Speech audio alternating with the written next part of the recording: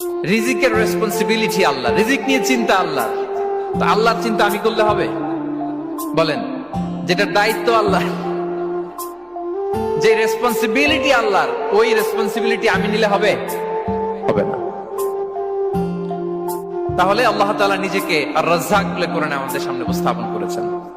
রাজ্জাকের তিনটা বৈশিষ্ট্য আছে, যেই সত্তার মধ্যে তিনটা বৈশিষ্ট্য খুঁজে পাওয়া যায় তিনি হচ্ছেন আর রাজ্জাক, দ্য প্রোভাইডার, দ্য সাস্টেইনার। আর রাজ্জাক কোন সেই তিন গুণ? এক নম্বর গুণ হচ্ছে নো ডেফিসিয়েন্সি, তার কোনো অভাব থাকবে না।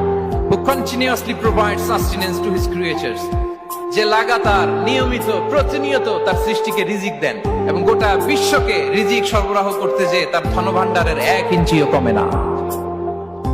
সুবহানাল্লাহ বিহামদি।